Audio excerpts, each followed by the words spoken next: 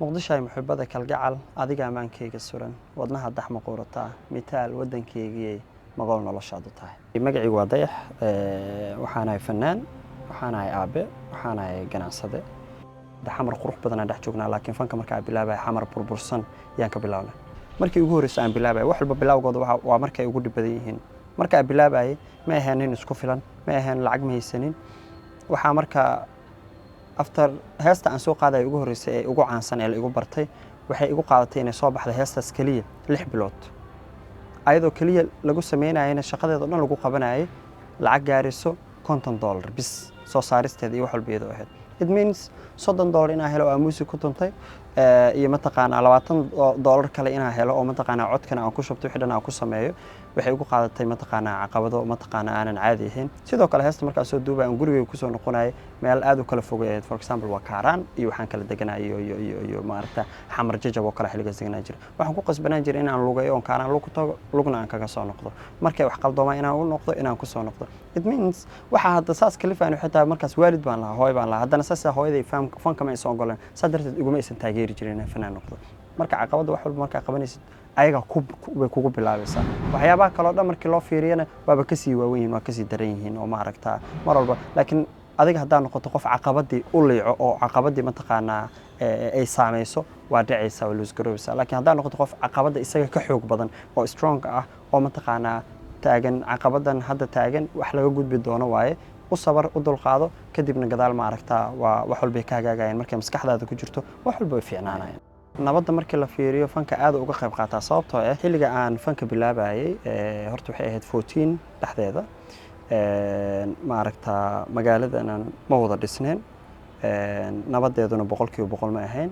waxaan ku dadaalayay dhalinyaradu qalbigooda iyo maskaxdooda ay uga baxdo waxyaabaha xun sida tahriibka ay helaan sidoo kale rajo wanaagsan ee wadankooda ku sii joogi karaan dadku dhanka farxadda iyo nabadda iyo wanaaga inay ugu soo dabaalaan waxaan dhalinyarada ku boorinayaa inay noqdaan dad horumarka iyo nabadda iyo farxadda iyo mataqaana horsocodka ka fakaro qof walbana uu noqdo qof hiigsi leh aysan meesha iska joogin oo qof walba mataqaana uu kaga fakaro sidee horumar ku gaartaa sidee noloshaada u bedeshaa. After the brief interview, it was time for me, Hidayah, and Sam to head out to Hamarweyne, the old city of Mogadishu.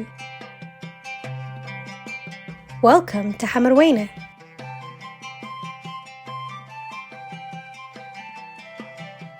This is called a alindi. Alindi is a traditional Somali print worn by women. This right here was the original print. This is handmade in Somalia. And it takes a long time to process this. However, this one was brought from a factory outside of the country and it's not the original print. The difference between the original and the handmade and the factory made is that the factory made has this sparkle inside it, this silver lines, whereas the old one didn't have any of those. kuulaha waxa waa symbol of wealth gabdhaha hore xirin jiray gabdhaha arooska ha loo xiri jiray gabdhaha oo suldaamada dhaleena xirin jireen symbol of wealth ee waxay dumarka hore marka qaabka u xirin jireen sidaan u xirin jireen laba mar asaan iskugu soo laabaya kadibna gacantaada ka dhex baxsanaysa halkan waxa la rabaa cross inay sameyso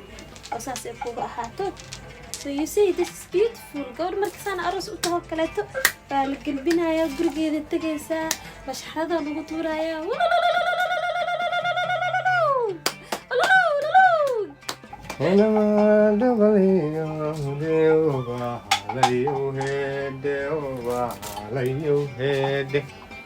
عشان حوي Soomaalidu hore isticmaali jirtay waa shallo amba fadhin sadu taqaanid kullu timay aad weeyhi ayaa الاستعمال قرحنا آد بوهاي تدخل هاكم مثال يحيابي اللي سكو هديدين جر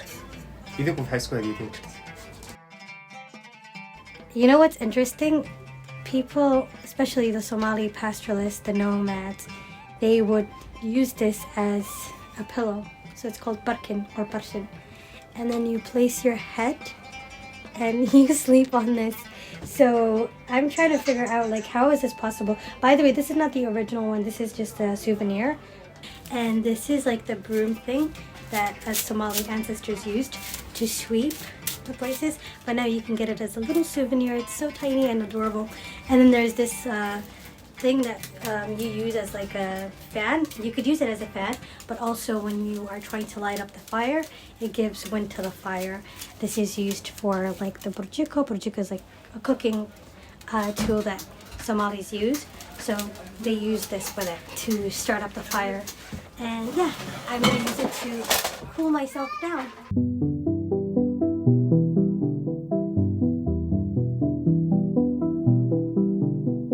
kula wacan oo wanaagsan daawadayaal meel walba joogtaan ku soo dhawaada warka idaacadda duhurnimo.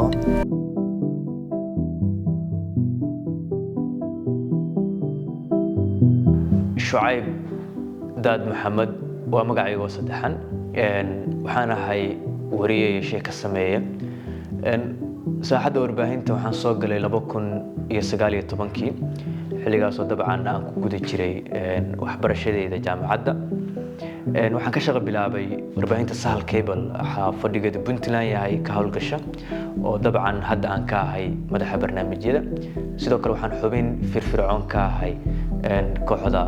Somali Storytellers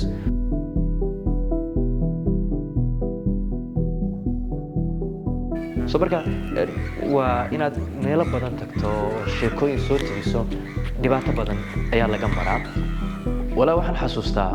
barnaamijkii ugu badnaa wuxuu ahaa inaan safar ku maqnayn 25 cisho dabcan waxaan ku safraynay dhul qarar ah buuro laga degayo markaan war samaynayo dhacdo ka warramayo iyo markaan sheeko samaynayo laba qaab oo kala duwan ayaan u kala wajahaa warbaahinta markaa wariye tahay waxaad sheegaysaa dhacdadii laakiin ma sheegayso xalkiyo solutionki laakiin marka la joogo sheeko tabinta sheeko sameeyo tahay